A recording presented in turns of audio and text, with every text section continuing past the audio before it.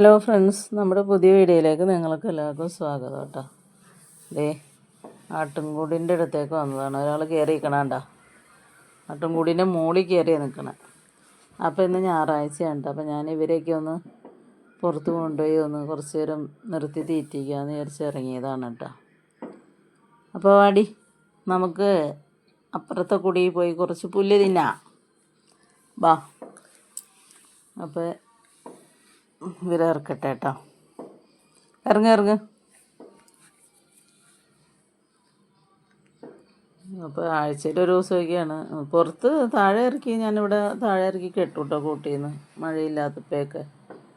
പിന്നെ പുറത്തേക്ക് കൊണ്ടുപോയി കെട്ടൽ കുറവാണ്. എന്നുവെച്ചാൽ എനിക്ക് രാവിലെ പോകാനുള്ളതാണല്ലോ, അതുകൊണ്ട് പുല്ലൊക്കെ വെട്ടിയിട്ട് കൊടുക്കുകയാണ് ചെയ്യണത്.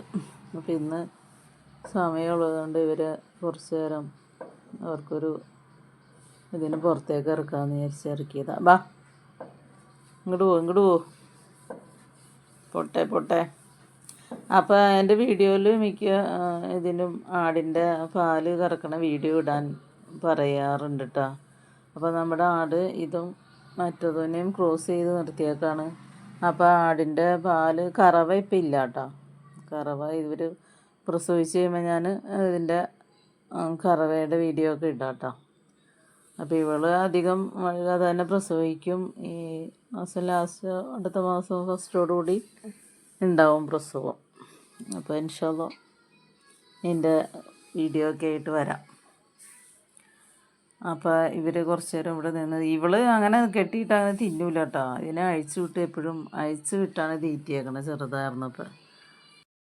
ഇവൾ പിന്നെ തിന്നോളും, കുഴപ്പമൊന്നുമില്ല. മറ്റേനെ അങ്ങനെ കാരണം കെട്ടിയിട്ട തിന്നൽ കുറവാണ്.